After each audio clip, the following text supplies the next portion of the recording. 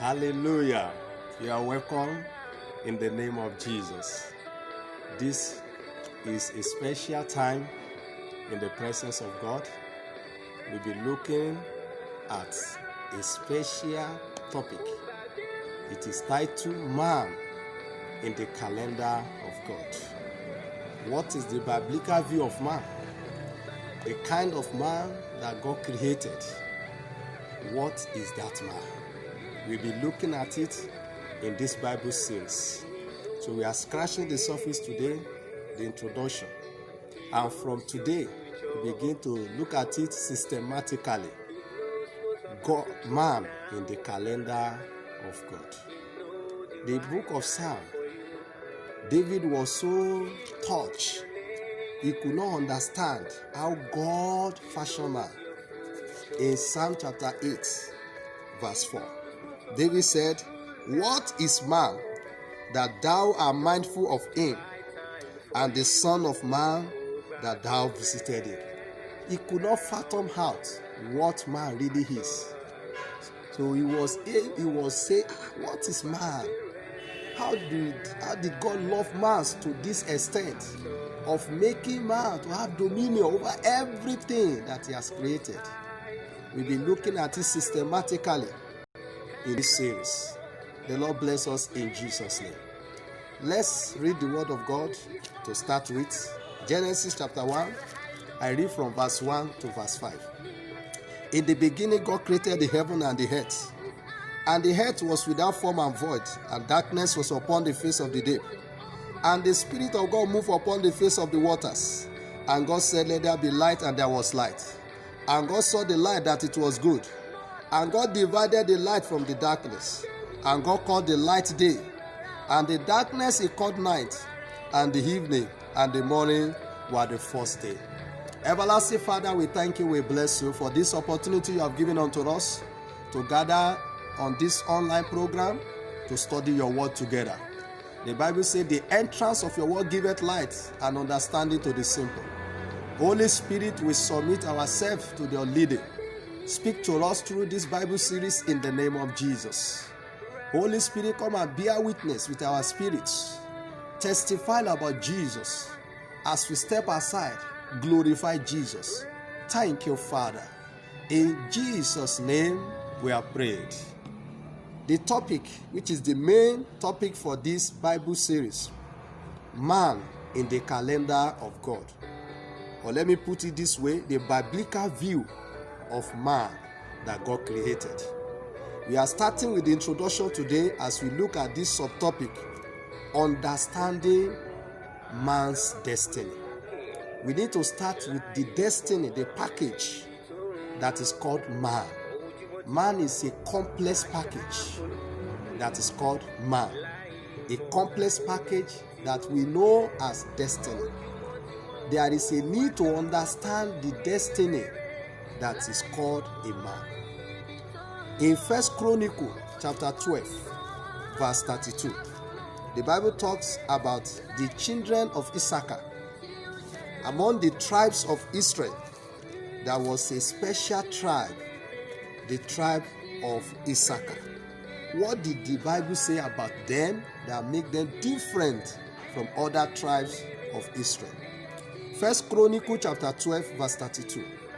The Bible says, "And of the children of Issachar, which were men that had understanding of times, to know what Israel ought to do, the heads of them were 200, and all their children were their commandments." The Bible talks about the children of Issachar. They have something that other tribes did not have, and that is understanding. In Proverbs chapter 4, verse 7, the Bible says, "In all they are getting, get understanding." When you don't have understanding of who you really are, you can't perform much. You can't become what God wanted you to be. You can't get to where you're supposed to get to in life. There is a room for understanding as far as destiny discovery and destiny fulfillment is concerned. Understanding is very important. It will help you to fathom out, to find out who you really are, what you are here for, and what you should do. Do you know that there are 5 questions about destiny? There are 5 questions you need to ask yourself if you want to discover your destiny, if you want to fulfill your destiny. What are the 5 questions? Number 1, who am I? This is a question of identity. If you don't have understanding of your identity, you can't discover destiny, you can't fulfill it.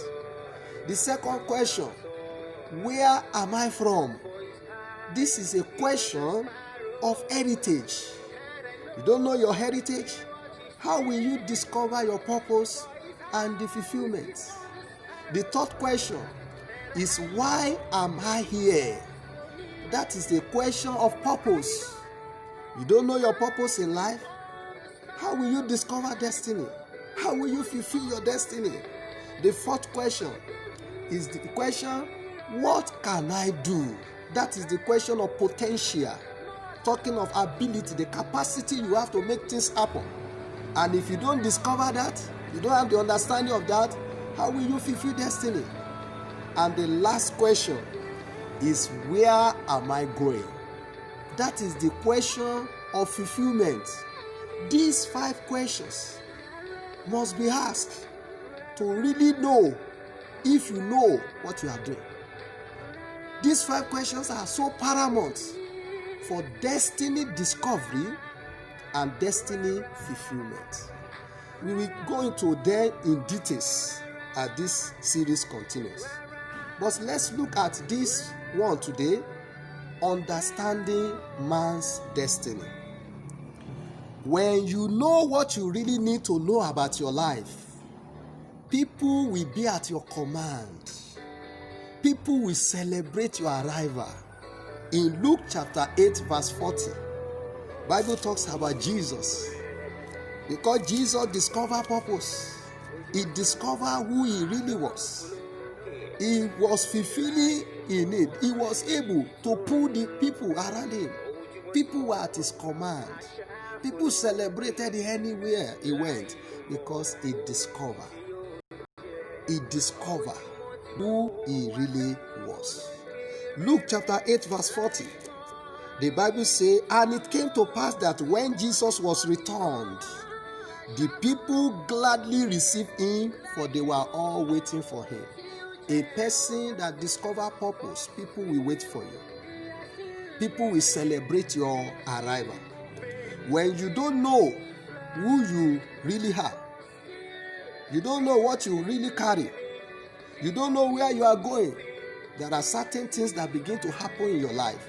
Number 1, people will abuse your arrival. Number 2, you will be busy but not effective. Number 3, you will be full of activities but there will be no productivity. Number 4, a person will become a use and dump. People will just use you and dump you because you don't know who you really are. Number 5, the person will be depending on people for survival, living a life of dependence on people. Number 6, life will be subject to circumstances of life. Number 7, such a person will be alive but not existing. Number 8, such a person become a slave to those that discover their own destiny. Become a slave to them. Be running after them because he does not discover his own, and he will be a slave to others to follow them. The next one, the situation of life will put such a person permanently on the key of life, and the key of such person's life will be in the hand of the enemy. So it is very important and very paramount that we discover, we understand the destiny that we carry. Understanding is the ability to comprehend a phenomenon. Destiny is a phenomenon. You have to comprehend it. The ability to comprehend your destiny is what we call understanding. The ability to translate meaning from your destiny. Translate meaning from your destiny is what we call understanding. There are three concepts that are very paramount to destiny. We are looking at them shortly. The first one is discovery. Discovery is an art of finding out.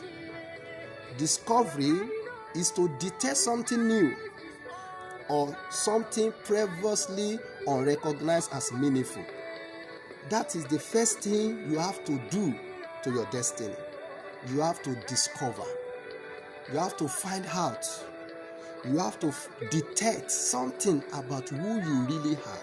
When you are doing that, you are in the process of discovery. And that is the first thing as a man to do to yourself. First thing to profit your life with is to discover who you really are. Discover the kind of destiny that God has given to you. Discover the assignment you have to undertake in the journey of life. Discover the purpose of your life. Until you discover purpose, you are nothing. You have not started existing. You are just alive, but you are not existing. Until you start discovering your purpose, you will be slave to circumstances of life. Let's look at the Bible. Let's look at Adam, who is the first person. Adam discovered who he was created to be. In Genesis chapter 2, we are going to read verse 8, verse 15, verses 19 and 20. Genesis chapter 2, verse 8. The Bible says, "And the Lord God planted a garden eastward in Eden, and there he put the man whom he had formed." This was the simple beginning of Adam. God created the location before he put him in, made everything comfortable. But let's now see how he discovered his destiny. Verse 15, the Bible says, "And the Lord God took the man and put him into the garden to dress it and keep it."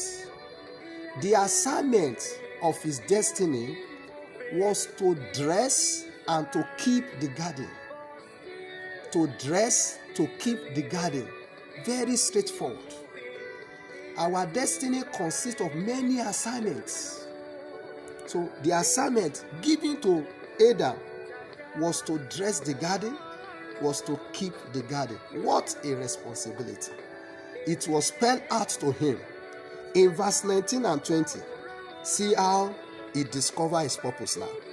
"And out of the ground the Lord God formed every beast of the field and every fowl of the air, and brought them unto Adam to see what he would call them. And whatsoever Adam called every living creature, that was the name thereof. And Adam gave names to all cattle, and to the fowl of the air, and to every beast of the field. But for Adam there was not found an helpmeet for him." Here Adam understood very well that he was created to be a God being, a small God. That was why he could give names. What God was doing, he also was doing the same thing. He was created to be a God being, person that has dominion, person that has power, person that has authority. God gave him the garden to keep it, to dress it. And as he was carrying out that assignment, he operated in his destiny. He gave name to animals, gave name to the fowl, gave name. He was operating as God. That was the destiny of Adam. To operate as a God being. He discovered it. And he was doing it. He was doing it perfectly. In Genesis chapter 1 verse 28, the Bible now said, "And God blessed them.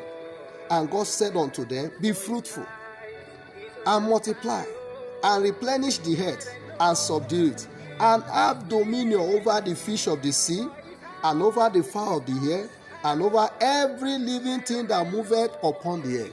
This place made us to understand that Adam really understood, because God said he should have dominion over them. In now chapter 2, verse 19, the Bible now says that Adam now begin to give name to them, exercising that dominion that God gave to him. In Genesis chapter 1 verse 28, he was now exercising that authority, that dominion, in Genesis chapter 2 verses 19 and 20. That is what we call discovery of destiny. Let's look at another man in the New Testament. There was a man called Peter. Peter was a fisher of men until he discovered who he really was. He had wasted time doing wrong things. He had subjected himself to slave or circumstance. Throughout the night, the Bible says he labored nothing, because he did not discover who he really was. Until that realization came, he was a total failure. Though a professional in wrong thing, a total failure. Until the discovery came, before he began to make impact in the journey of his life. Let's look at Luke chapter 5, verses 1 to 5. And it came to pass that as the people pressed upon him to hear the word of God, he stood by the lake of Gennesaret, and saw two ships standing by the lake, but the fishermen were gone out of them, and were washing their nets. And he entered into one of the ships, which was Simon's, and prayed him that he would thrust out a little from the land. And he sat down and taught the people out of the ship. Now, when he had left speaking, he said unto Simon, launch out into the deep, and let down your net for a draught. This is where I'm going now, verse 5. And Simon answering said unto him, Master, we have toiled all the night, and have taken nothing. You see, before the discovery of destiny, he was just toiling, laboring, struggling, without a corresponding result. A man will waste his life until he discovers his purpose. Don't be like Peter. He was a professional in a wrong thing. He was a professional wasting his time. The best time to catch fish was midnight. It's midnight. So he had all the information, but he was doing the wrong thing. That's why he could not fulfill his purpose in life. He could not fulfill his destiny, because he did not discover what his destiny really is, what he carried. But let's now see, by the time he discovered the destiny that he carried, in verse 8 of this Luke chapter 5. And when Simon Peter saw it, when he got the revelation of who he really created to be, when he got the revelation of the plan of God for his life, when he got the revelation of what God has in stock for his life, the blueprint of his life, what is written in the book about his life, what did he do? Luke chapter 5 verse 8, the Bible says, when Simon Peter saw it, he fell down at Jesus' feet, saying, Depart from me, for I am a sinful man, O Lord. For he was astonished, and all that were with him, at the draught of the fishes which they had taken. This is where I'm going now. And so was also James and John, the sons of Zebedee, which were partners with Simon. And Jesus said unto Peter, Fear not, from henceforth thou shalt catch men. And when they had brought their ship to the land, they forsook all and followed him. He got a revelation that day. He was working on information, but that day he got a revelation of who he really created to be. The Bible says he forsook all. Do you see the tragedy of something there? He missed his road in life, and many people follow him. Look at the other people that follow him. The Bible talk about James. The Bible talk about John, the son of Zebedee. They follow him in the wrong thing. There are destinies that are attached to your life. When you miss the road, they also will miss the road. When you get the road, they will get the road. That's why you must find your purpose. You must discover your destiny in life. So there are two things relating to discovery of destiny. Number one, information. Number two, revelation. Information is the facts about your life from man. Information are facts you get from man about your life. What your mother told you, what your father told you, what your teacher told you, what your mentor told you, those are information about your life. You need to know them. What happened before you were born? Why were you born? What was in the mind of your parents? What was their plan for you? You have to get some information from people about who you really are. That is one way to discover. But the major one to discover is revelation. Revelation are facts from God, while information are facts from men. The fact that people told you is information. The one that God gave to you is revelation. Here, Peter got the revelation. And the revelation, you are not a fisher of fish. You are a fisher of men.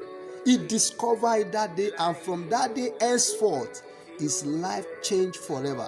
The first time the power of the Holy Ghost came upon me on the day of Pentecost, he won 3,000 souls. The second time the power of God came upon him, he won 5,000 souls. The Bible says daily, God was adding people unto them because he discovered his purpose. There will be fruitfulness. There will be multiplication. There will be replenishing. There will be subdue and dominion when you discover who you really are. No wonder when Jesus got there, the Bible said they gladly received him because they have been waiting for him. People wait for people that discover their destiny.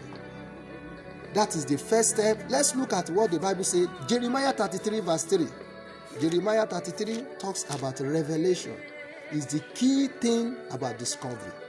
You must go to God to show revelation of who you really are. What people are saying about you may be true and may be wrong. But the major thing that you need is the revelation from God. You must get the revelation. Who am I, God? Who am I?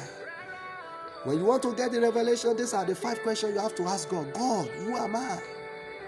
God, where am I coming from? God, why am I here? God, what can I do? God, where am I going? These are 5 fundamental questions about destiny.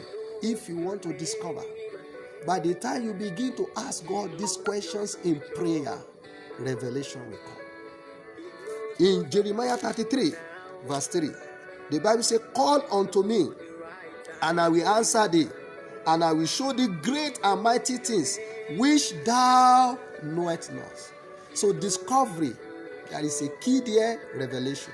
Revelation is the key of discovery. Who you really are.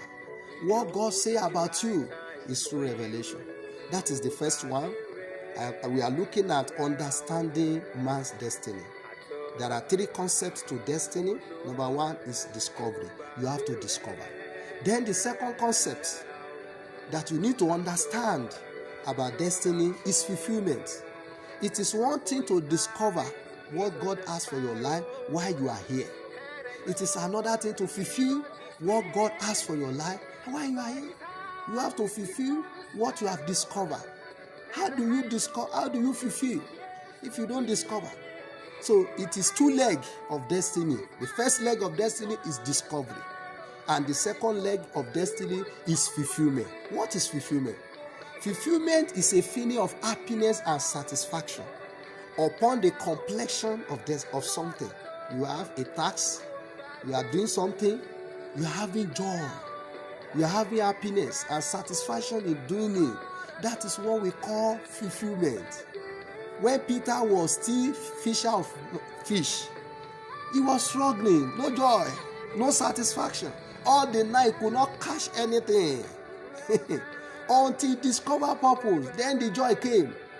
When they beat him in Matthew chapter 5, verse 4, when they beat him, they put him, he was so happy. They were happy. The Bible said the disciples were happy because they were beating them. They persecuted them for the sake of Christ. They were getting satisfaction. Fulfillment is a very important thing. The Bible says better is the end of a thing than the beginning. The beginning of destiny is discovery, and the end of destiny is fulfillment. Fulfillment, as I've told us, fulfillment is a feeling of happiness, a feeling of satisfaction. It involves expression of joy, as in the book of 2 Timothy chapter 4, verse 7 and 8. 2 Timothy chapter 4, verse 7 and 8. The Bible talks about Paul. Paul got it. He discovered who he really, God created him to be. And because he got it, he was able to fulfill it. When he was about to run off, when he was about to complete his assignment. 2 Timothy chapter 4, verse 7 and 8. The Bible said, I have fought a good fight. I have finished my course. I have kept the faith. Henceforth, there is laid up for me a crown of righteousness, which the Lord, the righteous judge, shall give me at that day, and not only me, but unto all them also that love is appearing. This is a statement of a fulfilled man. May God make you such a person in the name of Jesus. You will fulfill your destiny. Paul gave us a clue of how to fulfill destiny. He said here that I have fought a good fight. I have finished my course. I have done what I should do. Why did he come to this point? Because he discovered who he was. Why he was still persecuting the Christian? He did not discover himself that time. He was full of sorrow, full of struggle, full of aggression, full of hatred. But the day he met Jesus on the way to Damascus, he discovered his purpose. When he met King Agrippa in the book of Acts, I think chapter 26, verse 19, he told the king, say, King, let it be clear in your ear that I cannot disobey the heavenly voice. I have had a voice. I have caught a revelation. I have discovered my destiny. I cannot let go now. And because he was able to pursue that destiny, he reached a point in his life. He said, God, take me home. I am coming home. I have finished my course. A crown is laid down for me. May you finish well in the name of Jesus. Our Lord Jesus Christ also, in the book of Hebrews, chapter 12. Hebrews chapter 12, the Bible talks about Jesus in verse 2. Look unto Jesus, the author and finisher of our faith, who for the joy that was set before him endured the cross. Because of the joy that was set before Jesus, the Bible says he endured the cross. Jesus also finished well. He endured the cross. He discovered the purpose in Hebrews chapter 10. The Bible told us how Jesus discovered his purpose. Hebrews chapter 10, in verse 7. Then said I, lo, I come. In the volume of the book it is written of me, to do thy will, O God. The destiny of Jesus is to come and do the will of God. He discovered that purpose. And because he had discovered, he said, God, I have come to do their will. And he did it in John chapter 10. If you look at verse 17 and 18, John 10, 17 and 18. Therefore doth my Father love me. Why did God love Jesus? Because I lay down my life that I might take it again. No man taketh it from me, but I lay it down of myself. I have power to lay it down, and I have power to take it again. When he discovered the purpose in Hebrews chapter 10, verse 7, he now put all his best to fulfill that destiny. In John chapter 10, verse 11 and verse 17 to 18, he put all his best, he laid down everything. And in Hebrews chapter 12, verse 2, the Bible says there was a joy set before him.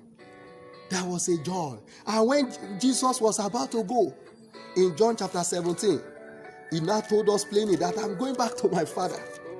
He said, this word spake Jesus, and lifted up his eyes to the heaven, say, Father, the hour is come, glorify thy Son, that thy Son also may glorify you. He now began to tell God, Father, keep these people for me.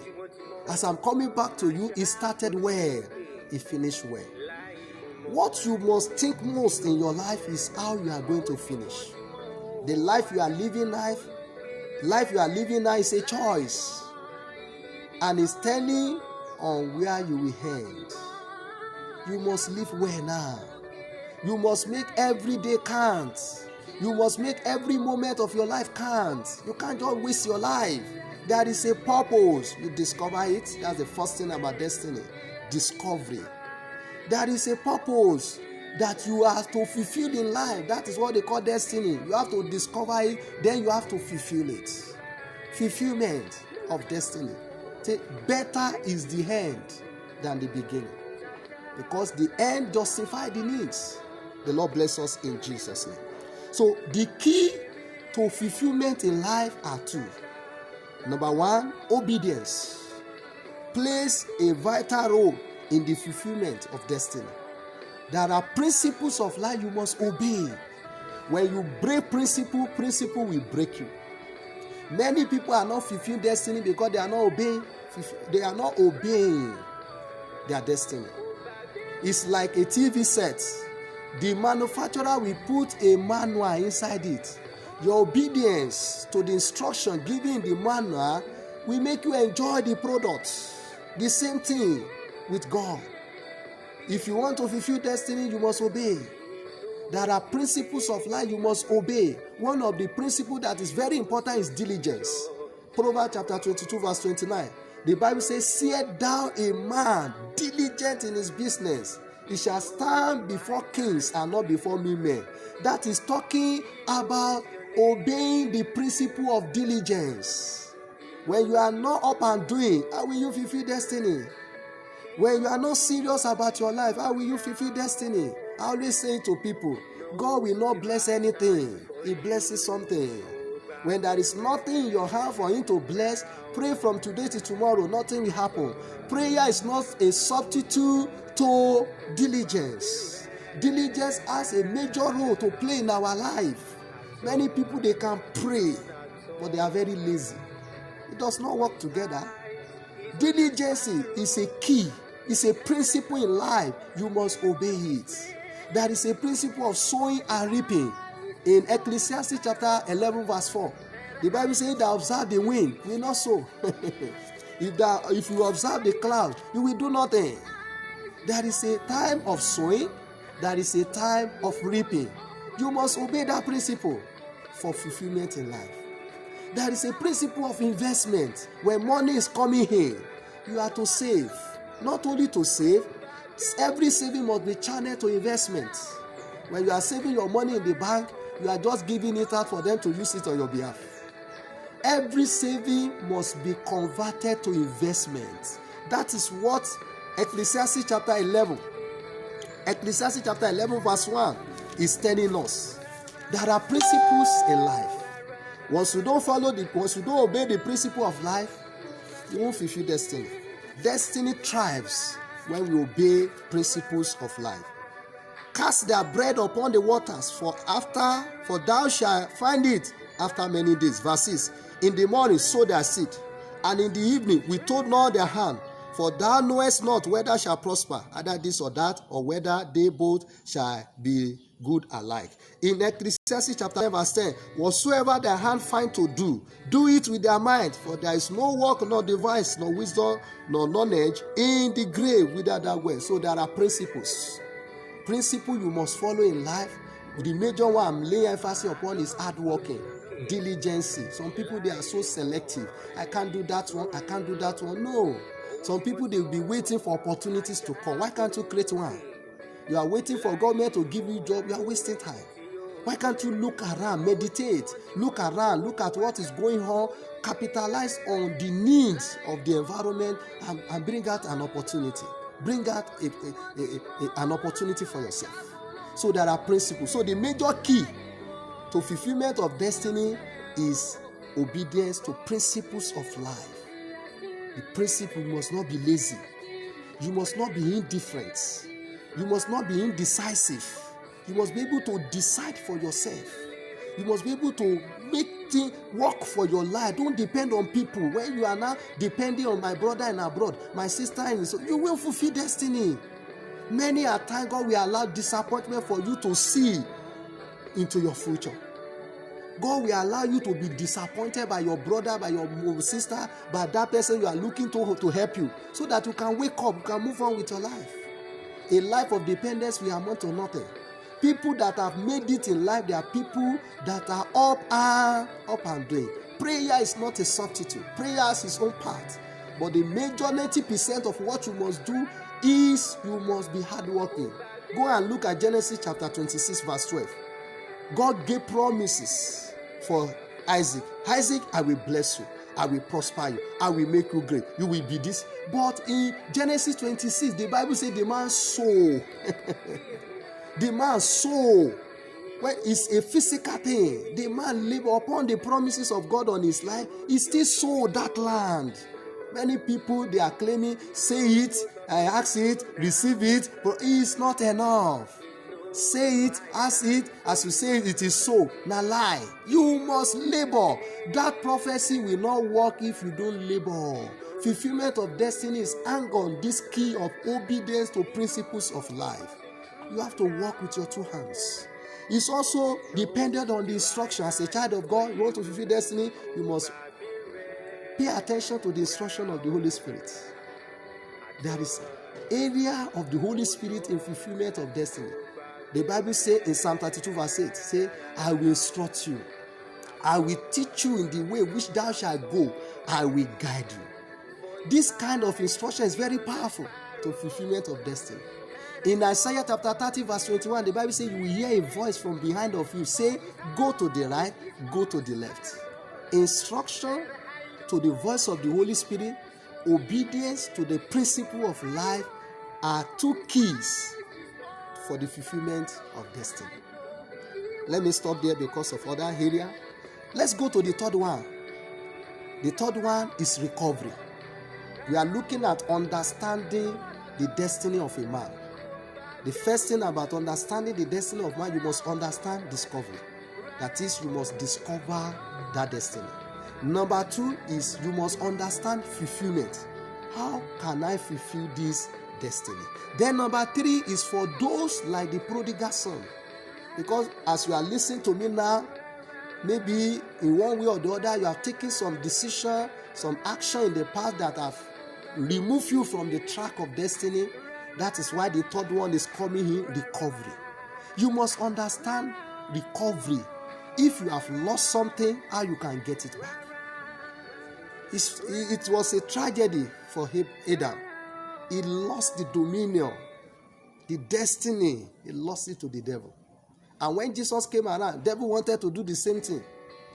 Devil told Jesus, I have something in my hand.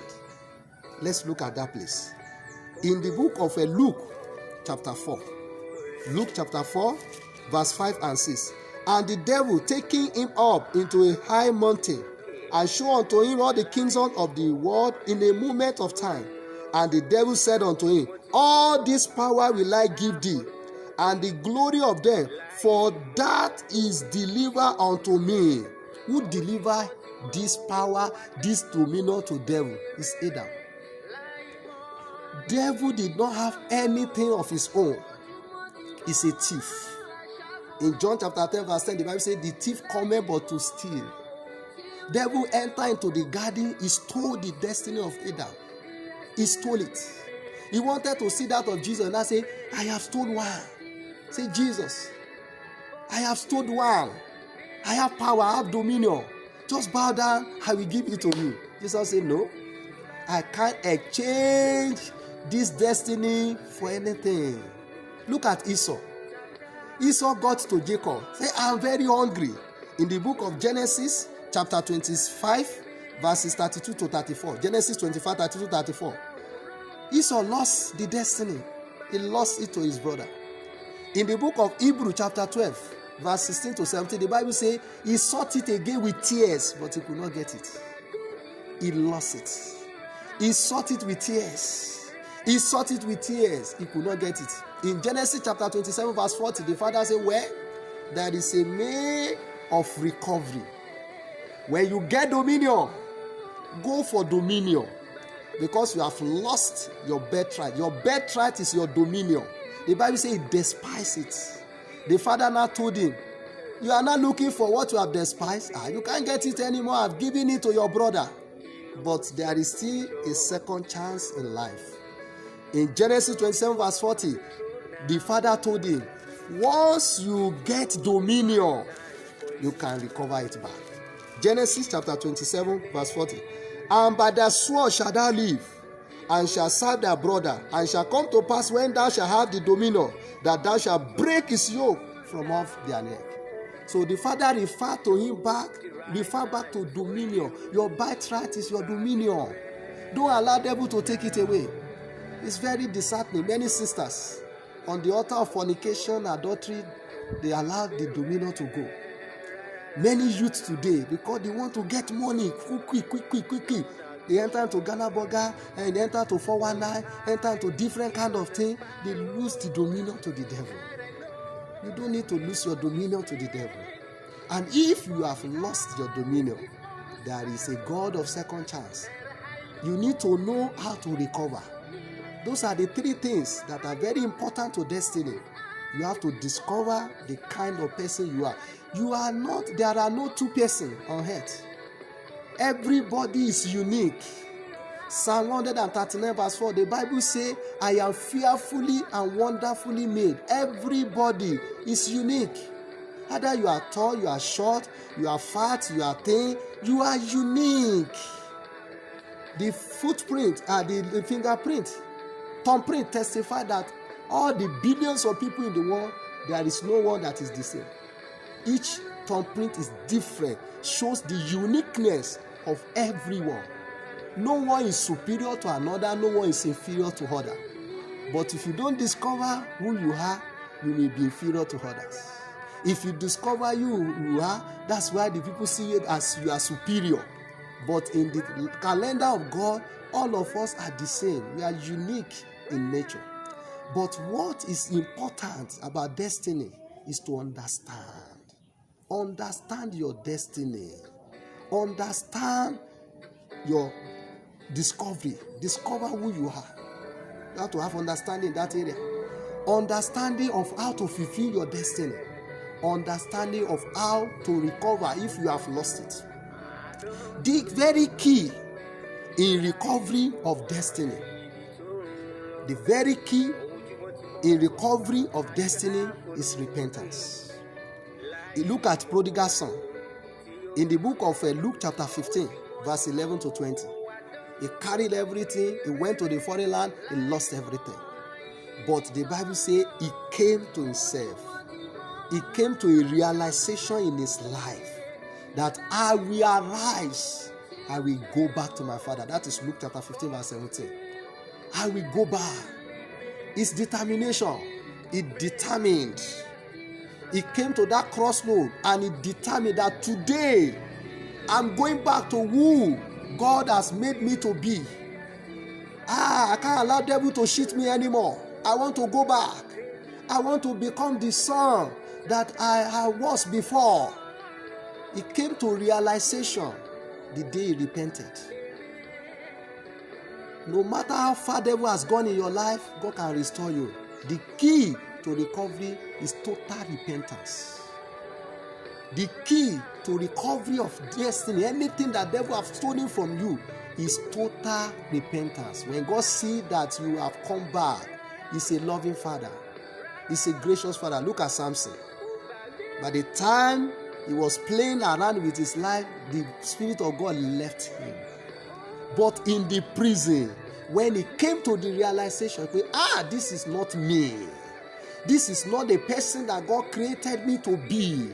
He repented. The Bible says the hair of his head began to grow again. The prodigal son, by the time he approached the father said, this is my son. Bring cloth, bring everything. He decorated him back. Destiny that has been lost can be recovered when you come back to God through Jesus. When you come back to God, you repent and you hand over your life back to God. He will restore you back. May you receive that recovery in the name of Jesus. Before I round off this evening, I've been talking about understanding man's destiny. I've talked about understanding. That is, understanding is the ability to comprehend a phenomenon, which is your destiny. Ability to comprehend it. Ability to bring meaning, translate meaning out of it. I have talked about the discovery of destiny, which is the first thing. That is to find out who you really are. To detect something in your life, something new or something previously unrecognized. I have talked about fulfillment. That is a feeling of happiness and satisfaction in doing what God has allowed you, what God has ordained you to be. When you are doing it, you are feeling joy, happiness in it. And I've told us recovery is a process of regaining possession. It's a process of regaining control of something you have lost or stolen from you. we need to talk on the main thing before I close, and that is destiny. What is destiny? Before you can discover destiny, fulfill destiny, or recover it back if it is lost, you have to know the real meaning of destiny. Destiny is a preordained part of your life. Preordained before you are born. What God ordained for your life is destiny. God told Jeremiah in chapter 1 verse 4, when Jeremiah was complaining about his life, God said, this is the destiny I gave you. Jeremiah 1 verse 4 and 5. Then the word of the Lord came unto him, saying, before I formed thee in the belly, I knew thee, and before thou came forth out of the womb, I sanctified thee, and I ordained thee a prophet unto the nation. There was a preordained part for his life, right in the womb of his mother. That is what they call destiny. Destiny is divine blueprints. The blueprint of God for your life. That is destiny. And as Jesus put it in Hebrew, chapter 10, verse 7, Jesus put it very well. Destiny is what is written in the book. God has a book for your life. What God wrote in the book, that's what they call divine blueprints. In Hebrew chapter 10, verse 7, then said I, lo, I come. In the volume of the book, it is written of me. That is destiny. What did they write about Jesus? In Luke chapter 4, verse 17, Jesus, when he got to the temple, when he picked the book of Isaiah, he did not read any other place. He went straight to where it was written about him. In Luke chapter 4, verse 17, and there was delivered unto him the book of the prophet Isaiah. And when he had opened the book, he found the place where it was written. That is destiny. What has been written about his life, that's where he concentrated upon when he looked at the word of God, where it was written. So destiny is what is written about your life. And you must find it. Jesus discovered his own. He found it in the scripture, Isaiah chapter 61 verse 1. So the destiny consists of many assignments. In verse 18, Jesus now illuminates the assignment in his destiny. The Spirit of the Lord is upon me, because he has anointed me to preach the gospel to the poor. That's one. He has sent me to heal the brokenhearted. That's another assignment. 2. To preach deliverance to the captives. Number 3. Recovery of sight to the blind. Number 4. To set at liberty them that are bruised. Number 5. To preach the acceptable year of the Lord. Number 6. When Jesus read what is written about him, telling the people the assignment he has come to do. See verse 20. He closed the book. He did not go into other areas. He concentrated on the main thing. When you concentrate on your life, you will move far. You will never concentrate on your life until you discover your destiny. You will never concentrate on your life until you know what is written in the book. What is your destiny? The problem we have in our generation, we used to compare ourselves with another. What concerns you with other person? Your life are not, even the set of twins, they don't have the same destiny. We compare ourselves with others. That's why we are in a hurry. We run after God. We run ahead of God rather. Everybody has his own. In the ministry, it's very common. Hey, this pastor is doing this. This way, everybody is jumping up and down. For what? Everybody has his own time. I will still talk about it in the future of this series. I will talk about assignments of destiny, the timing for destiny, the factors affecting. We are still going to talk about it in the preceding series. But today, I'm concentrating it on this area, concluding it here. Jesus said, this is my destiny, what is written about me. But this destiny consists of assignments. These are the assignments. When he illuminated it in verse 20, and he closed the book, he gave it again to the minister and sat down. And the eyes of all them that were in the synagogue were fastened on him. When you discover your purpose, people will look for you. People who are looking at Jesus. Everybody was looking at him because he carried something. He discovered it. That's why people were attracted to his life. This is where I'm going. And he began to say unto them, this day is this scripture fulfilled in your ear. That is the timing. Destiny has assignments. Destiny has time. We will look at it in the future. So to conclude this evening, destiny is a preordained part of your life. What is written in the book, that is your life purpose, that is destiny. And I want to emphasize this one. When something bad happens to people, they say that's destiny. No, that is what they call fate. F-A-T-E. That is the negative side. That is what devil preaches to people as if that's not destiny. This is really destiny for everybody. Jeremiah 29 verse 11. The Bible says, for I know the thoughts I think towards you, saith the Lord. The thought of peace are not of evil, to give you an expected end. That is the standard for every life. When anything evil comes, that's the work of the enemy, not God.